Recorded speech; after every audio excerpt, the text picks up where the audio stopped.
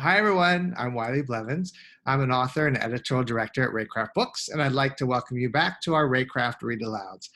I want to thank all of you who have gone online to take a look at our books and send me requests, because today I'm going to read one of those requests. I got some requests from Jessica and her kids, and Lauren and a few others who wanted me to read The Elephant That Ate the Night. This is a book about being afraid of the dark. When I was a kid, I lived out in the country, and at night I'd hear these strange sounds coming from the woods. Now I know it was just the animals going about their business, but I also lived in a big old farmhouse. And the house would moan and groan throughout the night, and my mind would race about who or what was making those sounds. So the nighttime wasn't my favorite time of the day. And it's not the favorite time of the day for the characters in this book. So let's see how they handle the nighttime.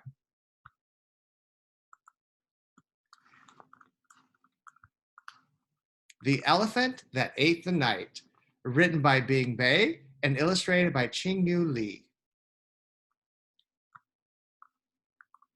Whenever the dark of night arrived, children's cries could be heard throughout the black mushroom forest. Bear Cub would throw himself into his mother's arms. Woo, woo, I'm so scared of the dark. Little Monkey would grab his mother's hand. Wah, wah, I'm so scared of the dark.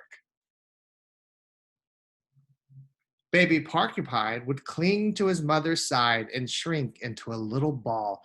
It's so dark, I'm really, really scared. Around that time, an elephant named Awu came to the forest.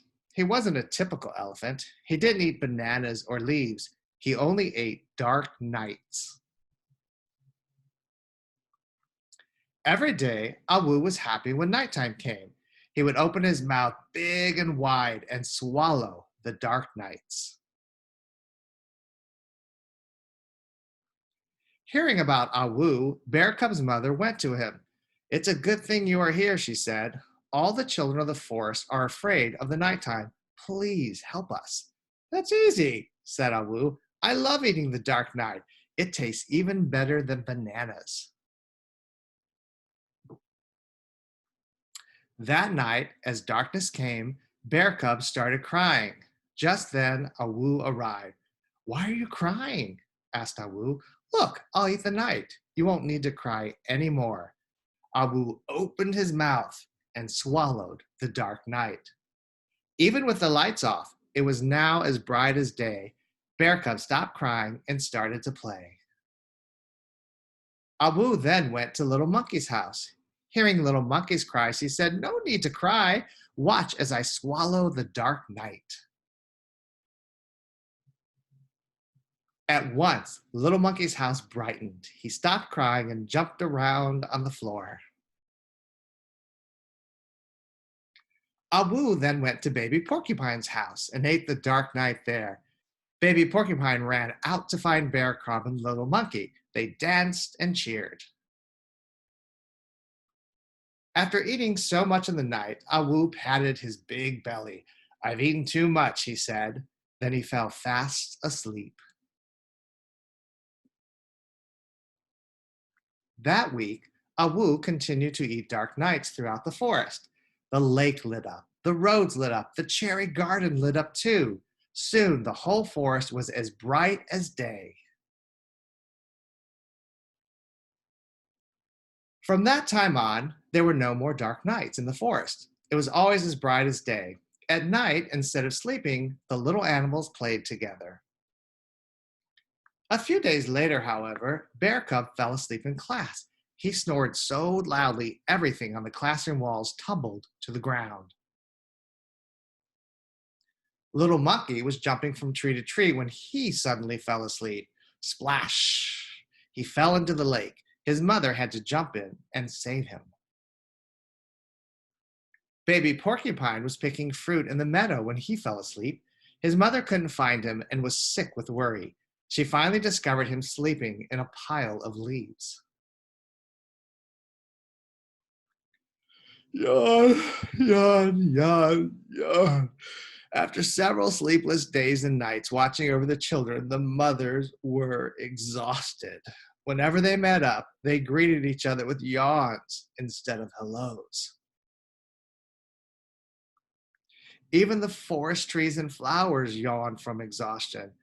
Something had to be done. Bear Cub's mother went to find Awu. Wake up, Awu, she said. Please spit out the nights that you ate, or the forest will forever be a place of yawns. Awu rubbed his big belly. Okay, I will, if you really can't live without the night. That night, Awu came to Bear Cub's house. He spit out the night, and the house became dark. Immediately, Bear Cub fell asleep in his mother's arms. Then Awu went to Little Monkey's house. He spit out the night there too.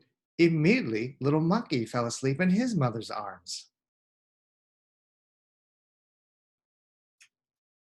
Finally, Awu went to Baby Porcupine's house, the lake, the road, and the cherry garden. He spit out the night everywhere he went. As the forest darkened, the animals, flowers, grass, and trees immediately fell asleep. But now Awu's belly was empty. He walked out of the forest and arrived at an underground mine filled with dark caves. There, he filled his belly again with darkness. The miners who worked in the caves were overjoyed to be able to work in the light instead of the dark. Yawns could no longer be heard in the black mushroom forest during the daytime, and at night, all the animals slept well. While some little animals were still afraid of the dark, they knew that another bright day was coming after each dark night. Because of that, they didn't feel so scared anymore.